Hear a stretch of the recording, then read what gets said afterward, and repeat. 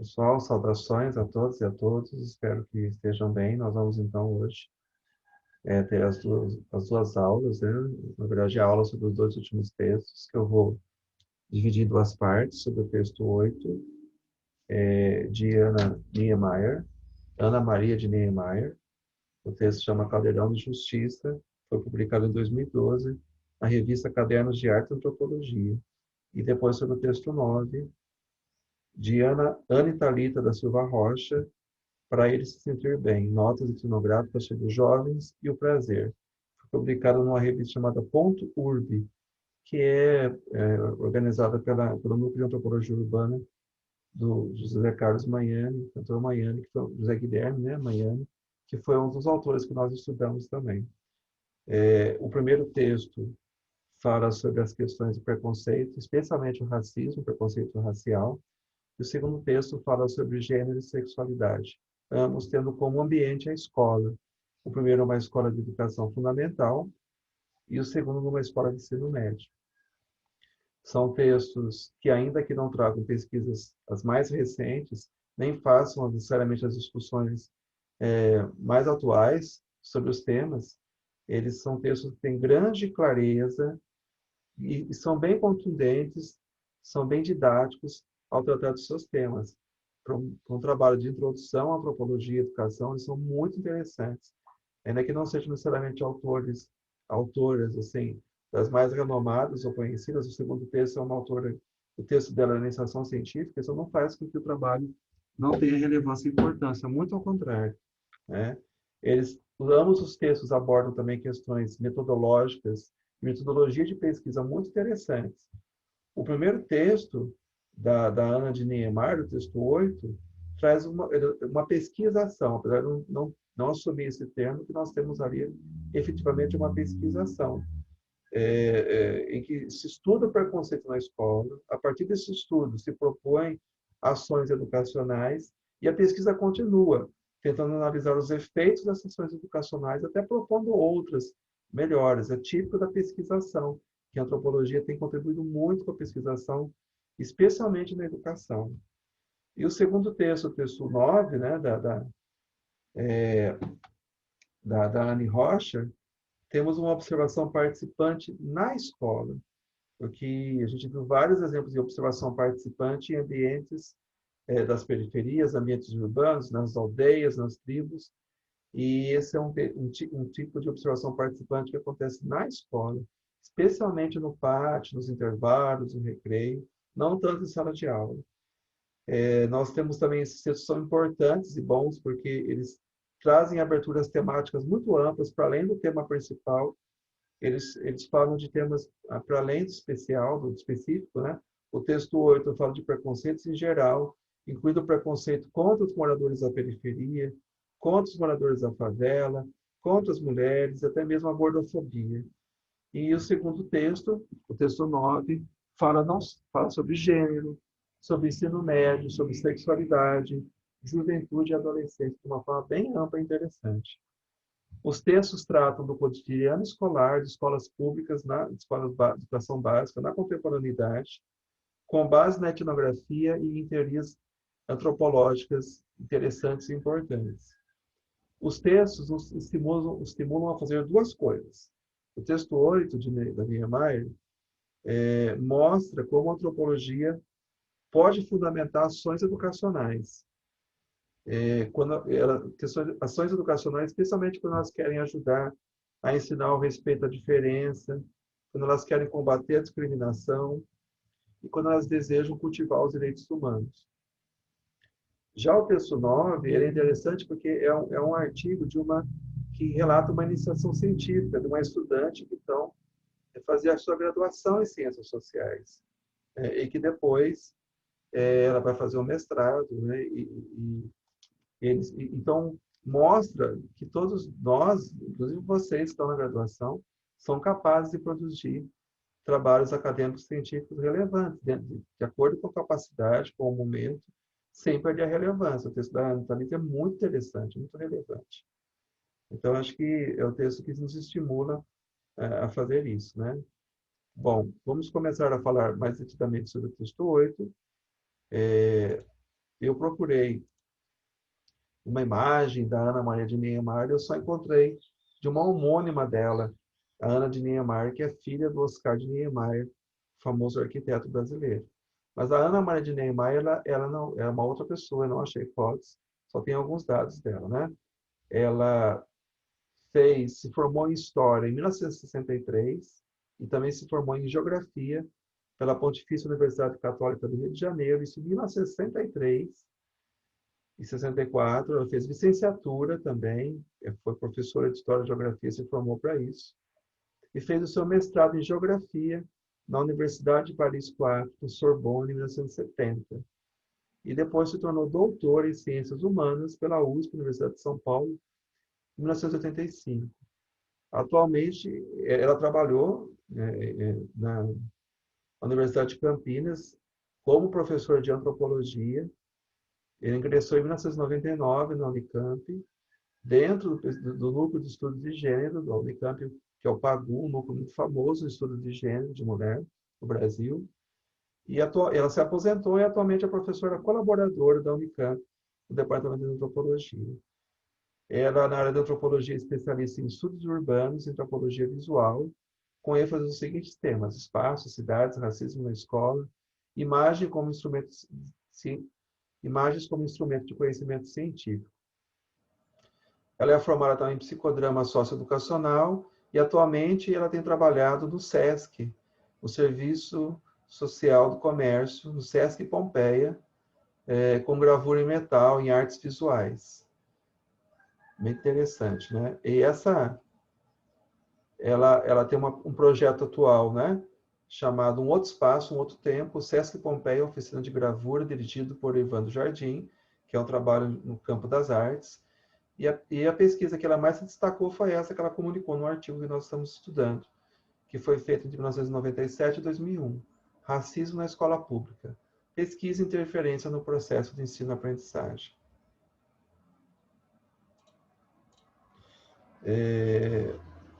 O texto, Caldeirão de Justiça, ele relata, então, essa pesquisa que eu citei o nome, que foi realizada em 2 escolas públicas de São Paulo, são escolas públicas próximas, ela cita o nome aqui no texto, que estão na regional Campo Limpo, na região sul de São Paulo. Foi um projeto financiado pela FAPESP, Fundação de Amparo à Pesquisa do Estado de São Paulo.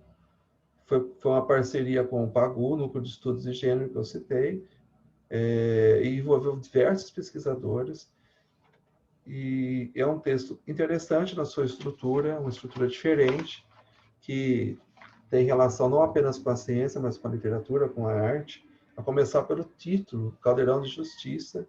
O título foi retirado de uma música de rap feita por um aluno, o Osmar, de uma das escolas. Está logo na primeira página do texto. Tudo isso eu falei não é mentira, pois isso faz parte do nosso dia a dia. E nossa Zona Sul é um caldeirão de injustiça, pois não existe apoio por parte da polícia. Existe apenas a lei do medo, que manja muitos, principalmente negros, invadindo as favelas no meio da noite, sem se preocupar com o pai de família que dorme sossegado com a sua família. Aí veio o termo caldeirão de justiça retirado dessa música. O texto também mistura relatos de alunos, trechos de rap que os alunos fizeram, falas de professores, de funcionários, de pesquisadores, trechos acadêmicos, relatos sobre os projetos na escola. E é muito interessante. Eu tratei de alguns dos temas que foram trazidos aqui. Inclusive, eu vou projetar o texto para vocês. A gente vai acompanhando algumas coisas. Na página 11, por exemplo, mostra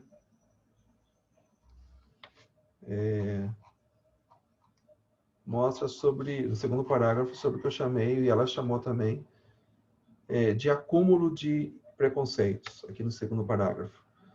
Preconceito contra a pessoa por ser negra, com vários termos são usados, pretos, escuros, de cor. Preconceitos com pessoas por serem pobres, faveladas, habitantes de periferia. Ou seja, ele lidou com uma população que recebia muitas vezes uma carga quádrupla de preconceitos e discriminações. E às vezes também quíntupla, como no caso de mulheres. O peso do preconceito acaba sendo ainda maior, né? E são diversos os sentimentos diante do preconceito sofrido, desde revolta, humilhação, a tristeza, apatia, inferioridade e até mesmo conformismo. Nessa mesma página, acho que é importante citar, a autora coloca o objetivo da pesquisa, que foi de compreender as relações interétnicas e de gênero nas escolas. Quando, por quê e como. E na presença de quais pessoas aconteceram preconceitos, discriminações e racismo. Além disso, a pesquisa propõe ações na escola. Na página adiante, na página 12, ela mostra algumas definições de racismo.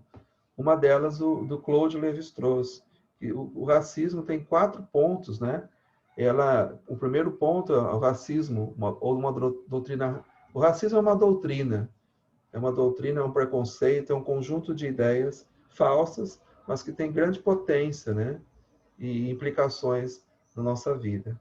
Ela afirma, essa doutrina racista, em primeiro lugar, que existe uma relação entre o nosso patrimônio genético e as nossas aptidões e disposições morais de outro. Ou seja, como se uma carga genética que descreve uma raça, ela determina certos padrões culturais de comportamento, níveis de inteligência, que é uma enorme falsidade. Segundo, né, esse patrimônio, essas aptidões, é comum a todos os membros de alguns grupos humanos, ou seja, as raças diferenciam os grupos humanos em aptidões, capacidades ou características.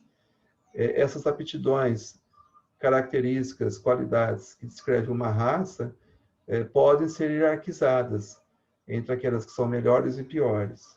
E, enfim, a quarta característica dessa doutrina é que essas diferenças que hierarquizam as raças autorizam as raças ditas superiores a comandar as raças ditas inferiores, e até mesmo, como foi o caso do nazismo, a destruí-las. Depois ele cita o Fanon, Frantz Fanon, importante pensador do racismo, que diz que o racismo tem como principal característica de tornar as pessoas objetos, ou de tratar as pessoas como objetos, como coisas. O racismo é a aspiração de que as pessoas sejam objetos, que as pessoas deixam de ser vistas como gente, como pessoas que têm vontade, desejo, como pessoas até que nós podemos nos comunicar. As práticas racistas infantilizam, segundo Fanon, difamam, instituem desconfiança, ridicularizam, excluem, produzem invisibilidade, criam bodes expiatórios e produzem violência.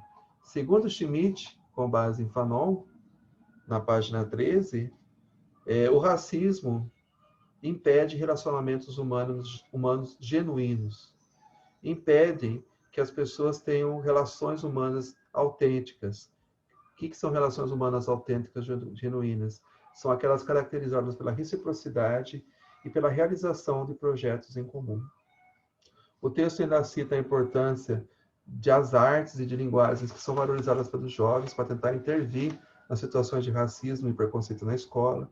Foram feitas oficinas de vídeo, oficinas de teatro, desenhos, músicas, poesias, redações, letras de rap. Bom, ainda como alguns dos resultados, né, da pesquisa, mostra na página 15 como se chegou de forma paulatina, aos poucos, ao tema do preconceito. Ele não foi abordado diretamente. O que os pesquisadores fizeram? Eles fizeram oficinas e estabeleceram relações mais íntimas com alguns professores dessas escolas que se dispuseram a participar do projeto. Esses professores começaram a aplicar em sala de aula algumas intervenções, algumas ações, né?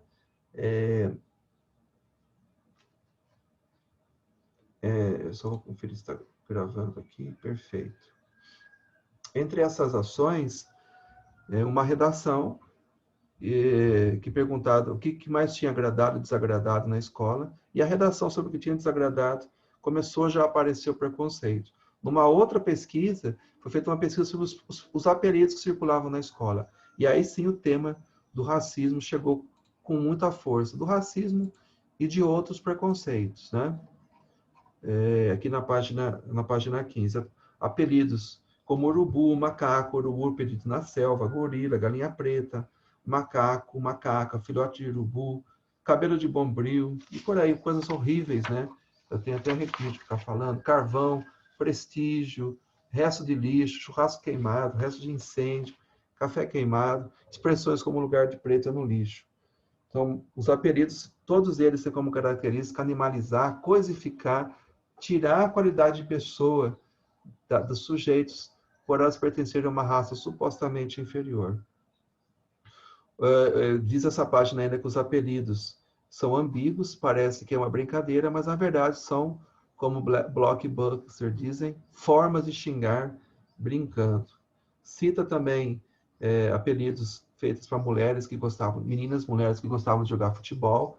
Elas recebiam nomes masculinos, geralmente ligados a jogadores de futebol, como o Tupanzinho, que era um jogador de futebol do Corinthians na época, ou Ronaldinho, também, que a gente conhece um pouco mais, né? Uma outra coisa que marca, sim, qual que é o objetivo, qual é a função do apelido? É colocar cada um no seu devido lugar. É uma forma de controle, de padronizar o comportamento, de colocar pessoas negras na sua condição supostamente inferior, supostamente de serviçal, e colocar a mulher longe de práticas que são consideradas masculinas, como jogar futebol. Na página 17, algo que apareceu bastante ao longo do texto. Qual é a reação das pessoas que sofriam preconceito, especialmente o racismo? Normalmente, a reação é o choro, e as pessoas viam aquela que sofria racismo, que chorava, que estava triste, como coitado, que pena, né? Coitadinho, que dó. Então, a gente tem a oscilação entre a pena, o coitadinho, ao choro e muitas vezes ao conselho dado pelos adultos de não liga para isso não se preocupa com isso, não se importe com isso.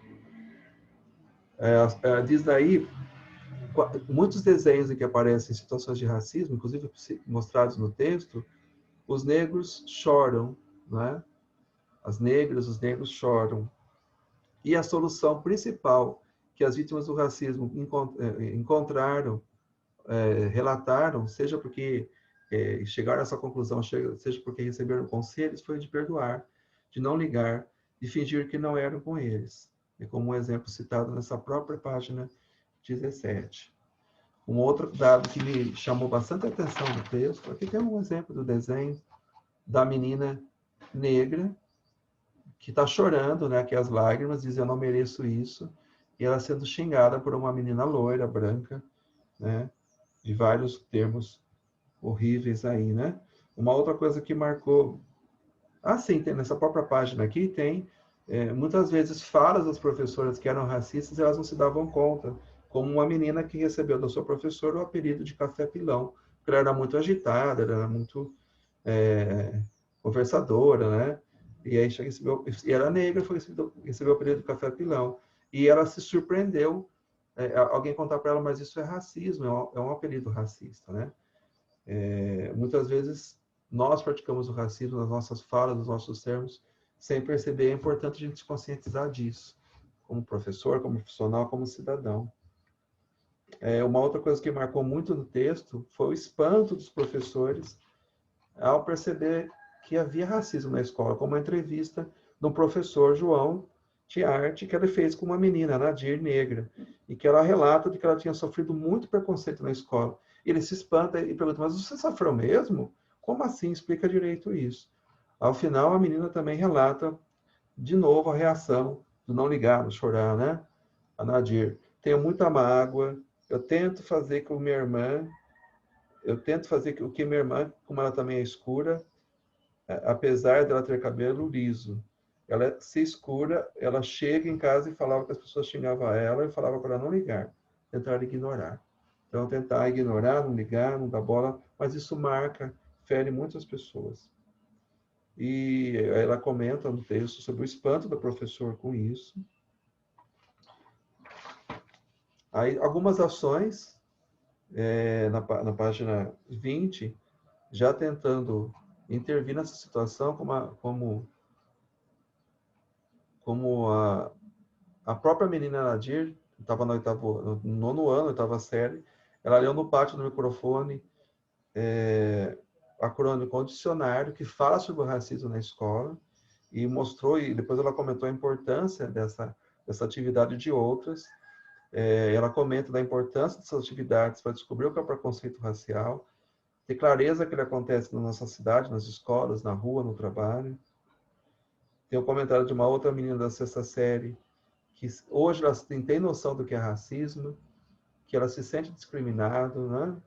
E que comenta aí um outro tema também que me marcou bastante, de que às vezes as próprias pessoas negras elas acabam incorporando o racismo, desvalorizando sua cor, sua raça, como um pai, uma menina, com o pai de uma menina que sugere que ela não tenha amizades com pessoas negras, que é até uma forma de autodefesa, né? Inclusive de que a menina se case depois com um menino que seja branco, que tenha filhos mais claros, que seu próprio neto sofra menos preconceito, acaba tendo esse sentimento tão forte que é o racismo, leva até a própria pessoa a se desvalorizar.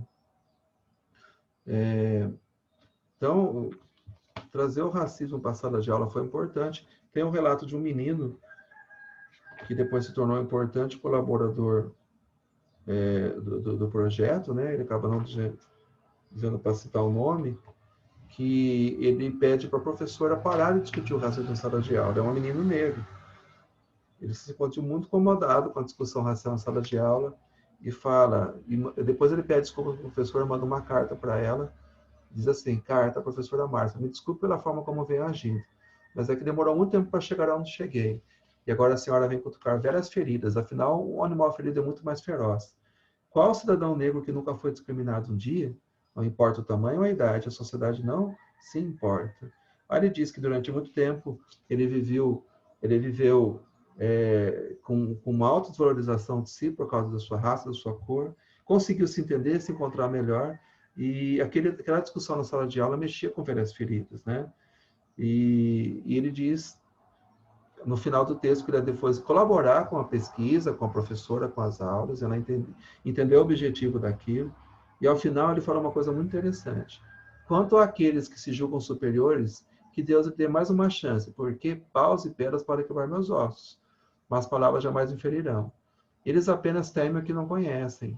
Me dê uma chance de mostrar toda a beleza que há do lado de cá, sem mais abraços. Ou seja, o racismo tornou as pessoas negras diante dos brancos como objetos, como coisas. E é preciso que nós vejamos as pessoas das outras raças como realmente como pessoas, como sujeitos, como seres humanos, com quem nós possamos estabelecer relações humanas, projetos comuns. Também está citando, essa professora cita que esse aluno era um aluno que tinha dificuldades em sala de aula, e com o projeto, depois desse entendimento, ele passou a ser um aluno muito participativo, criativo, com ideias muito sensatas. Cita aí que algumas das professoras que ficaram a par dos primeiros resultados das pesquisas e dos debates em sala de aula ficaram abismadas com a extensão e profundidade do racismo na sociedade em sala de aula. Depois tem uma outra atividade que é relatada, que foi com a música Fim de Semana no Parque dos Racionais, e os alunos da sexta série ficaram muito animados, conheciam a letra de cor, pediram para tocar música várias vezes, e estabeleceram vários diálogos, várias ações a partir dessa atividade com a professora. Também cita numa nota uma coisa importante, a tendência, nota 26, isso aparece no texto outra hora, a tendência de que professores que eram brancos, geral são brancos nessas aulas, eles acham que o principal problema da escola era a violência e a pobreza, e tentavam a não dar tanta importância para o racismo, e achar que a pobreza, o preconceito com os pobres era mais forte que o preconceito racial. E se sentiu constrangidos em abordar o tema. A pesquisa vai mostrar que o racismo é sim um problema, e ele que não se dilui no preconceito contra os pobres, que é um reforço do preconceito se a pessoa, além de ser pobre, ela é negra. Eu acho que já... Bom, seguindo o texto, tem o relato de uma funcionária, né, que também relata de como descobriu o preconceito, o racismo da própria mãe dela, que era negra, que desvalorizava as pessoas negras, e do quanto que há um trabalho aqui, então, pedagógico, de não apenas combater o racismo, mas de valorizar o ser negro, o ser negra, a identidade negra, de se ver como negro, negro como uma coisa boa, como uma coisa positiva. E, inclusive, no final do texto tem uma atividade de um vídeo que os alunos dizem que a raça negra vai vencer, que inclusive causa um certo mal entendimento para pessoas brancas, até um temor, né? Você está dizendo é isso, que as pessoas negras precisam se valorizar, precisam dar valor à sua raça, à sua cor, à produção cultural, artística, feita por pessoas negras, científica, e que esse é o objetivo também do tratar do tema da raça e gênero, raça e cor em sala de aula, e etnia. Bom, eu acho que tem o relato do Osmair também, o relato do rap que os meninos fizeram. Eu vou tratar ao final tem a história do Gerson, ele faz uma história em quadrinhos, muito interessante, pena que não dá para ver muito bem aqui, sobre um menino branco que agride e é preconceituoso com o menino negro tenta dialogar e mostrar, né, a possibilidade deles dialogarem, deles serem amigos, e ao entendimento ao final. É uma história que o Gerson faz que é muito interessante, também bastante importante, né? Bom, eu acho que as atividades foram mostrando que havia racismo e preconceito na escola, algo que surpreende professores e alunos brancos. Na página 28 é contado, então, sobre o vídeo, para além da ofensa, que foi feito por professores e alguns alunos, e depois, numa atividade com a comunidade, esse vídeo é transmitido. E há debates com a comunidade, com pais, pessoas da comunidade, sobre o vídeo. E é um vídeo que aborda a questão do racismo na sala de aula e fala da necessidade de combater o preconceito, de superar isso. E diz ao final, o Denis diz ao final, nessa fala, né, que, que a raça negra vai vencer. Aí, no próprio vídeo, uma das pesquisadoras pergunta, quando você fala a raça vai vencer, tem alguém que vai perder? Aí o Denis comenta, eu acho assim, que vai acabar com esse preconceito. Vai chegar um dia que não vai ter mais preconceito. A raça negra vai vencer o preconceito. E é interessante que há um desconforto com essa frase, a raça negra vai vencer, que algumas pessoas brancas acham, olha, mas isso vai significar que os negros vão ficar por cima dos brancos? É curioso, né, que a gente vê ao longo da história quanto que as pessoas negras sofreram com racismo, preconceito, violência e sofrem. Especialmente hoje, um exemplo de pessoas, os jovens negros sofrem com a violência policial, e há uma grande mortalidade de jovens negros, e ao longo de toda a história, as pessoas negras sofreram tantas violências e preconceito com os brancos. É curioso que os brancos tenham medo de uma frase como essa, né? Que na verdade quer dizer que os negros querem vencer o preconceito, querem poder ser tratados de igual para igual as pessoas brancas, né? E é isso que se tenta explicar ao longo do texto, né? Que a ideia, na verdade, é da valorização da raça negra. A gente vai para os últimos pontos, então, as considerações finais, que mostram,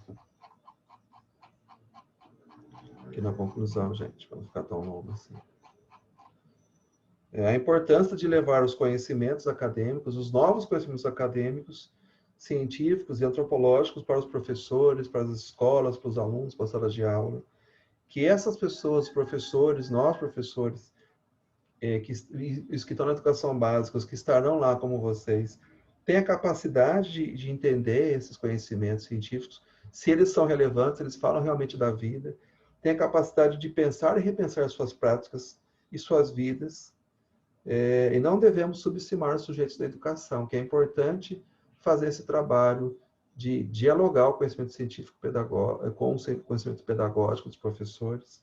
Eu penso que projetos como o PIBID, de residência pedagógica, fazem isso muito bem. E, ao final do texto, tem um outro rap do mesmo menino que que fez o rap do começo do texto, né, do Osmar, que fala sobre a valorização da raça negra, chama Balde de Tinta Negra. Ele diz: graças a Deus, no meu caso é diferente, pois pode jogar um balde de tinta branca em mim, que não vão conseguir mudar a minha alma, já que ela é verdadeiramente negra. E eu tenho opinião própria. Então, a seguir, eu vou passar para o texto 9, tá bom?